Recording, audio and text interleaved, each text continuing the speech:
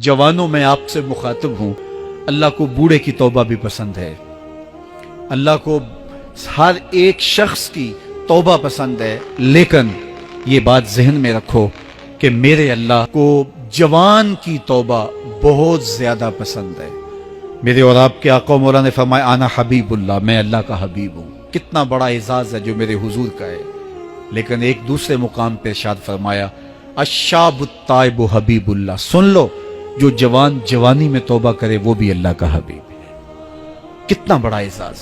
मैं ये देखता हूँ कि हमारी मजालिस में, बिलखुसूस आज की इस मजलिस के अंदर मुझे जो लोग दिखाई दे रहे हैं वो नौजवान हैं।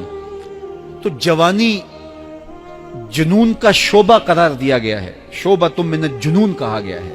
लेकिन वो जवान जिसने अपनी जवानी अल्लाह की याद में गुजारी, अल्लाह के जिक्र में गुजारी। जवानों, इबादत की लज्जत भी जवानी में है। अगरचे जवानी मस्तानी होती है, जरा इस मस्तानी जवानी को तहज्जुद के मुसल्ले पे ला के देखो, क्या मस्ती चढ़ती है सजदों के अंदर, क्या लुत्फ है कयाम के अंदर, क्या सुकून है रुकू के अंदर। इस जवानी को मालिक की चौखट पे लाओ, फिर देखना कि ये जवानी कितनी लज्जत आफरी होती है। और इस जवानी के बदले में अल्लाह ताला तुम्हें क्या क्या अता फरमाता है। वराजुलुन कल्बहु मुअल्लकुम बिल मसाजिद, वो आदमी जिसका दिल मस्जिद के साथ वाबस्ता होता है। अल्लाह के घर की तामीर, अल्लाह के घर की तज़ईन, अल्लाह के घर की सफाई सुथराई, अल्लाह के घर की आबादकारी, अल्लाह के घर की हाजिरी, ये उसकी जिंदगी का मशगला है।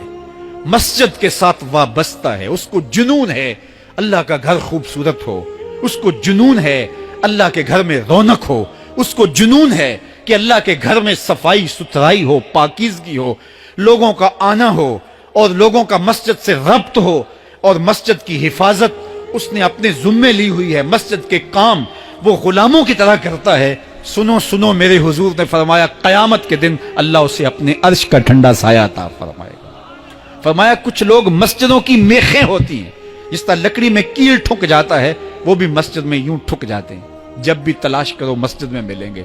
फरमाया जब वो बीमार पड़ जाते हैं अल्लाह के फरिश्ते उनके घर में हाल पूछने जाते हैं। यारो, जवानी के अय्याम में मस्जिदों के साथ अपने आप को वाबस्ता करो, मस्जिदों की सफाई भी अपने मामूलात में शामिल करो। जिस तरह आप अपने मामूलात बताते हैं कि वीकेंड पे मैं ये करता हूँ, रोजाना की मेरी जो है वो तरतीब ये है, महीने के बाद एक मरतबा ये तफसीली काम करता हूँ। अपनी जिंदगी में महीने बाद, 8 दिन बाद या जब आपको फुर्सत हो, मस्जिद की सफाई का अपने ऊपर जुम्मा लो। किसी भी मस्जिद में चले जाओ, उसको साफ करो। जब तुम अल्लाह के घर को धोगे अल्लाह तुम्हारे दिल को धो देगा, तुम्हारे दिल को अल्लाह पाक कर देगा।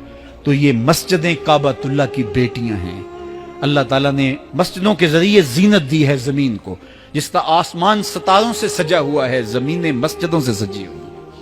इसलिए अल्लाह के घर के साथ जो शख्स रब्त रखता है, मेरे और आपके आका मौला ने फरमाया क़यामत के दिन उसको अल्लाह अपने अर्श का ठंडा साया अता फरमाए। वो आदमी जिसमें तन्हाई में अल्लाह का जिक्र किया, अल्लाह को याद करने बैठ गया, कोई देखने वाला नहीं था, वो तन्हा था, हुजरे में था, अपने बंद कमरे में था, अपने रब को याद किया।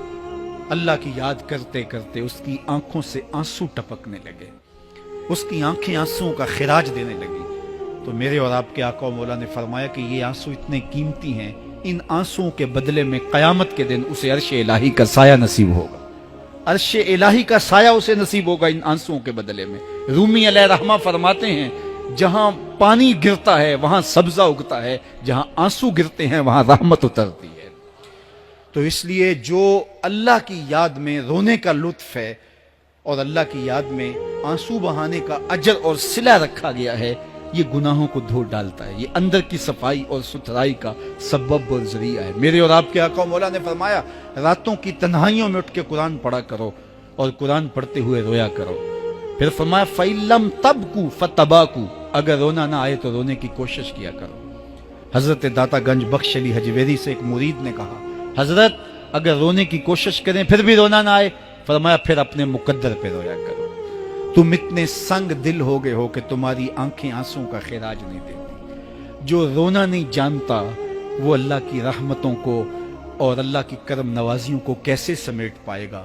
بچہ روتا ہے تو ماں دودھ دیتی ہے، جب بندہ اللہ کی حضور الہاؤ زاری کرتا ہے، عجز کرتا ہے، انکساری کرتا ہے، تو اللہ کی رحمتوں کو جوش آتا ہے، اور اللہ تعالیٰ کی رحمتیں اس پہ برستی ہیں، اور اس کے نہ صرف گناہ معاف ہوتے ہیں بلکہ اللہ تعالیٰ اس کے گناہوں کو بدل کے